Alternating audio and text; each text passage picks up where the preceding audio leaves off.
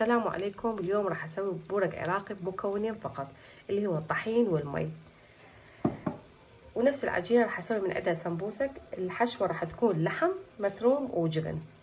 عندي هنا 4 أكواب طحين، ملعقه صغيره ملح، عندي مي كوب وكوب وربع. انا راح اخذ بس راح اضيف اول كوب وبعدين اضيف الكوب الثاني، يعني المي حسب الاحتياج. لازم تكون العجينه قويه. هنا راح اضيف ربع كوب مي، ما اقدر تكون عجينه لينه، شوي شوي اضيف مي بالتدريج.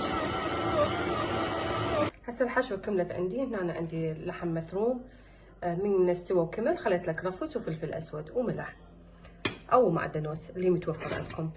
عندي هنا حشوه لحم بس ما مستوي، كرفس ولحم وبصل مثروم ناعم كلش وفلفل اسود وملح. هاي راح اجربها وياكم ما مستوي اللحم. هذه سمبوسك تركي بس ما اعرف اسمه بالضبط بصراحه، بس يسوون اللحم ما مستوي، يعني مو مثلنا احنا هيك قيمه، لا يكون ما مستوي. راح اجربها هاي اول مره.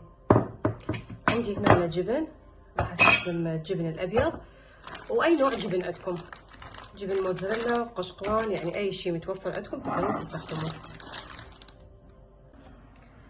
راح اخذ جبن ابيض واخلطه ويا الجبنه الموتزاريلا او اي جبن متوفر او قشقوان. هسه عندي هنا زيت، راح اخلي كل قطع العجين، اهم شيء تخلون زيت حتى لا تلتصق مع بعض. خليها شويه ترتاح حتى اقدر افردها.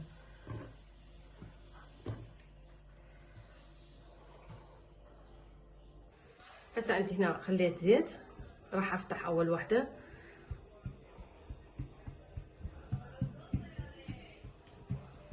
افتحها بشكل خفيف.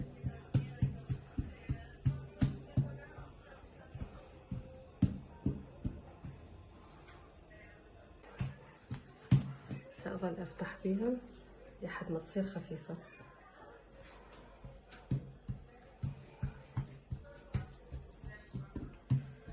تقدرون همينة بالشبك تفتحوها، يعني يصير همينة الاسهل لكم. سأحاول افتحها. هسه عندي هاي مالت الجبن، راح اسويها على شكل مثلث.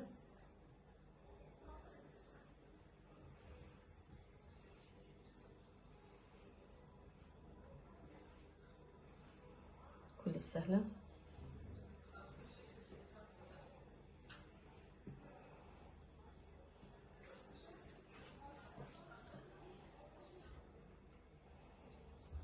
هاي صار عندنا مثلث.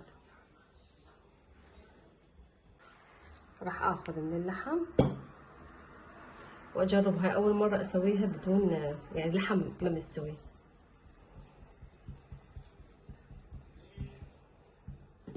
خلي هذه فوقها واقصها على شكل دائرة.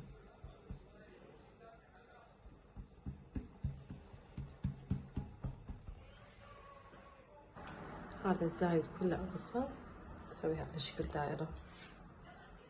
واذا عندكم قطعة تقدرون تقطعوها بالقطعة. انا شفت شيء اسهل.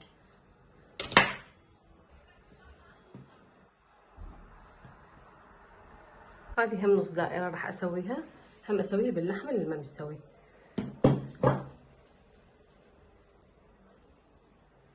خلي شوية طبقة يعني خفيفة.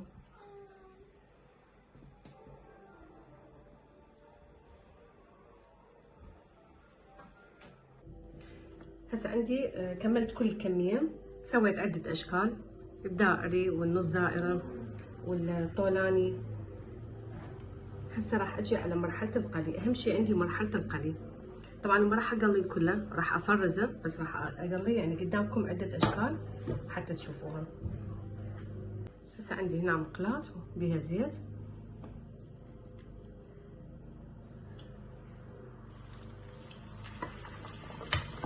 اهم شيء يكون زيت غزير. واسوي هاي الحركة انه ارفع من الزيت واخلي من الاعلى حتى تنتفخ عندي البوعد. او السمبوسه.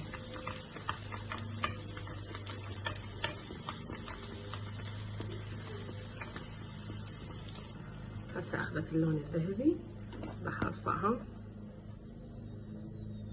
وهذا الشكل النهائي بورق العراقي باللحم والجبن، ونفس العجينه سويت بيها سمبوسه.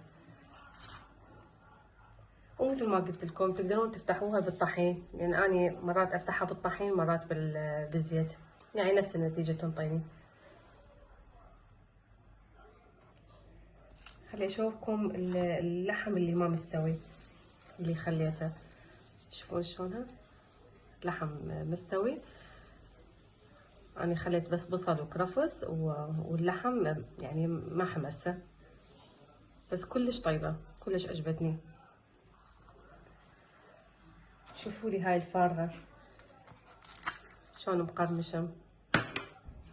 هاي بقى عندي عجين، خلصت الحشوة. أنا سويت كمية، الباقي خليته بالفريز بالصينية، بس يجمد أخليه بأكياس. بس شوفوا هاي ايش قد حلوة صارت مقرمشة ويا الشاي كلش طيبة. هذه فارغة كل شي ما بيها، بقى عندي عجين بس فتحته على شكل دائري.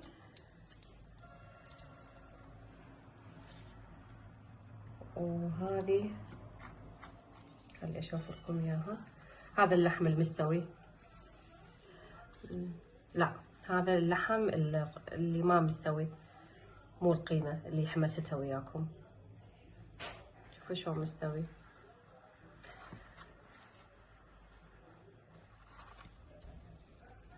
هذا اللحم المستوي، اللحم المفروم مبين.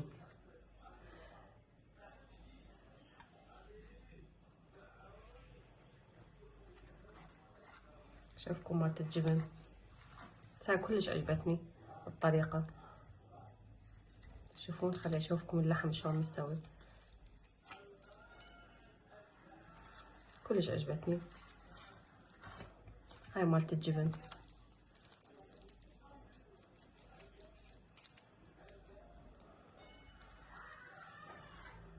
هذا هم البورق.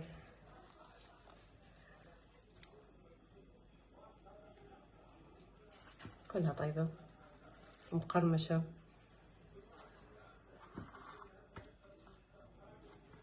هاي سويت على شكل دوائر، سويت عدة أشكال.